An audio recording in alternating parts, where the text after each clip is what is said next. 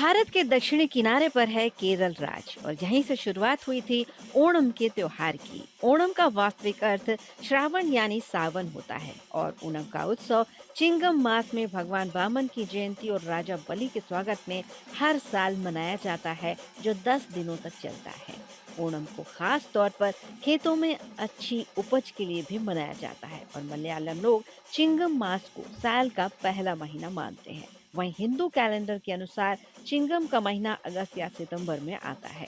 ओणम के हर दिन का एक खास महत्व है। इस त्योहार में लोग अपने घरों को 10 दिनों तक फूलों से सजा कर रखते हैं और विधि विधान से विष्णु जी और महाबली की पूजा करते हैं। विष्णु जी ने वामन का अवतार लेकर बाली के घमंड को तोड़ा था, लेकिन उनकी दानशीलता और वचनबद्धता को देखते हुए विष्णु जी ने उन्हें पाताल लोक का राजा बना दिया था और राजा की एकमात्र इच्छा के रूप में हर साल एक बार उन्हें अपनी भूमि और लोगों से मिलने की अनुमति भी दी। लोग ये मानते हैं कि ओणम के ही समय राजा बलि पाताल लोक से धरती पर आते हैं और अपनी प्रजा का हाल चाल लेते हैं। महाबली की इस घर वापसी को ही हर साल ओणम के रूप में मनाया जाता है। हमारे साथ हैं भोपाल मलयाली वेलफेयर एसोसिएशन के प्रेसिडेंट श्री जी.एम. पिल्लई जी। और आज हम उनसे जानेंगे कि ओणम फेस्टिवल क्या होता है, कैसे मनाया जाता है और क्या परंपराएं हैं, और भोपाल में ओणम में क्या किया जाता है। पिल्लई जी। धन्यवाद आप लोगों सबको। हमारा भोपाल मलयाली वेलफेयर एसोसिएशन काफ़ी समय से यहाँ कार्य करते आ रहे हैं। इसमें हमारा काफ़ी मलयाली फैमिलीज़ यहाँ काफ़ी समय से यहाँ पे रह रहे हैं। और केरल का ये ओणम जो फेस्टिवल है, इसका सविशेषता है, हम लोगों को पहले एक राजा थे, महाबली करके एक राजा हमारा वहाँ से बिलोंग करते थे, केरल से। लेकिन एक्चुअल उनका जो राज्य है वो पाटलिपुत्र करके है, नर्मदा तीरे पाटलिपुत्र है, उसी में वो राजा कर रहे थे। अब उसमें से वो महाबली चक्रवर्ती का अपना गुजरात तक जो राज्य उनका चलते रहा, वहाँ पे महाबली ये अपना महाविष्णु का पांचवा अवतार है, वामन अवतार। ये वामन अवतार में जो है महाबली राजा को उनको पाताल में भेजा गया करके इसका कहानी आ रहे है। और उस चक्कर में उसमें और महाविष्णु ने लेकिन उसको पाताल में नहीं भेजा, पाताल में भेजकर उनको ये वरदान दिया है।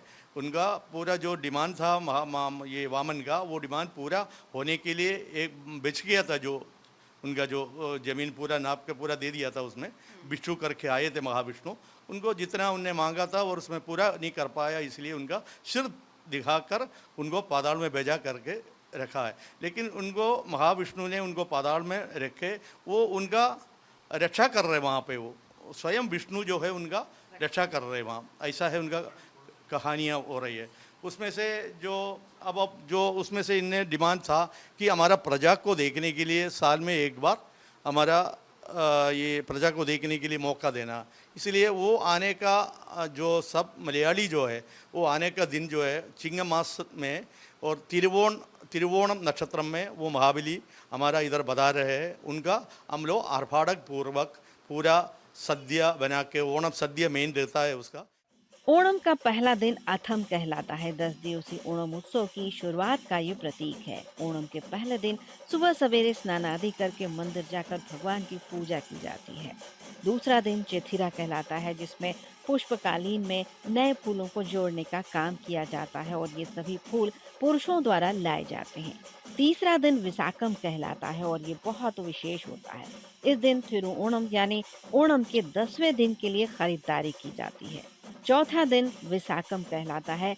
इस दिन कई जगहों पर फूलों का कालीन बनाने की प्रतियोगिताएं होती हैं और साथ ही 10वें दिन की तैयारी के रूप में अचार और आलू चिप्स जैसी चीजें बनाई जाती हैं। पांचवा दिन आनिजाम कहलाता है, जिसमें नौका दौड़ प्रतियोगिता का आयोजन होता है। इसे वल्लम कल्ली के नाम से भी जाना जाता है। छठवां दिन थ्रिकेता कहलाता है। इस दिन विशेष प्रकार के सांस्कृतिक कार्यक्रमों का आयोजन किया जाता है। दोस्तों और रिश्तेदारों को इस महापर्व के लिए बधाई दी जाती है।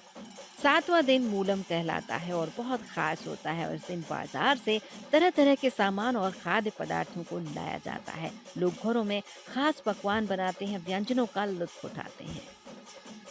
ओणम का 8वां दिन पुरादम कहलाता है। इस दिन लोग मिट्टी के पिरामिड के आकार की मूर्तियों का निर्माण करते हैं और इन्हें माँ कहकर बुलाया जाता है और इन्हें भी फूल चढ़ाए जाते हैं।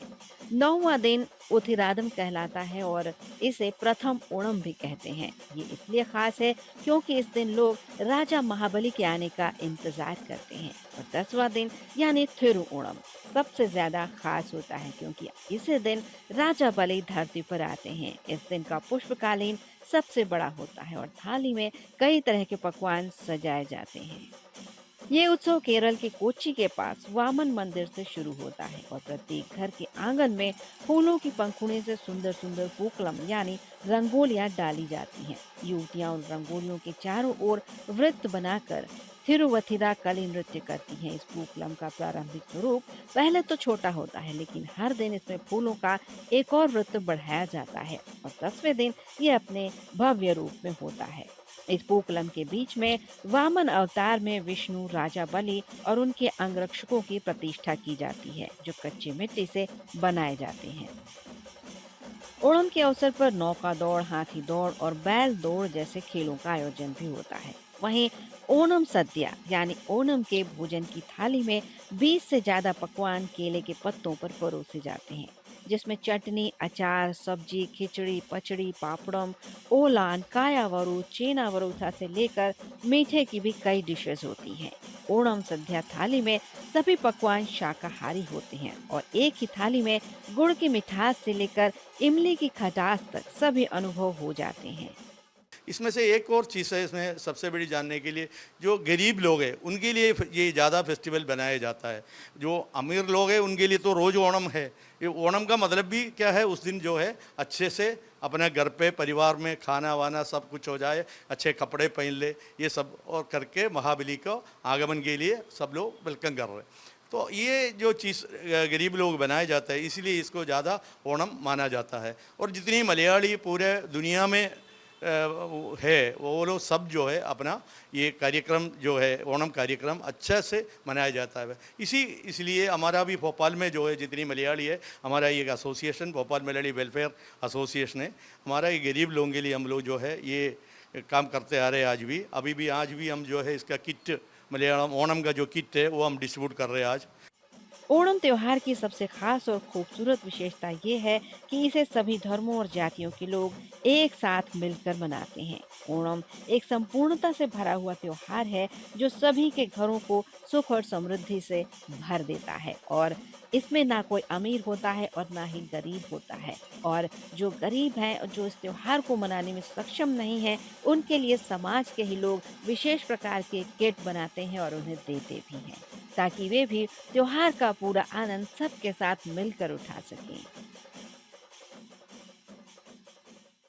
इस किट में क्या-क्या चीज़ शामिल है बताइए, और इसका क्या उपयोग है? किस तरह से इसका अपन यूज़ करते हैं उस समय? इसमें मेन तो चावल है, ये हमारा मट्टा राइस बोलता है। ये चावल पकाया जाता है। उसका बाद अवियल है। अवियल में पूरे वेजिटेबल यहाँ का मिक्स वेज जैसा है, सारे वेजिटेबल उसमें आ जाता है। केरल के आइटम है उसमें, नारियल सब आ जाता है। इसका बाद तोरन है, सांबार है, परिप है, वो दाल है, परिप जो है, सांबार जो है, सांबार में सब आइटम आ जाता है।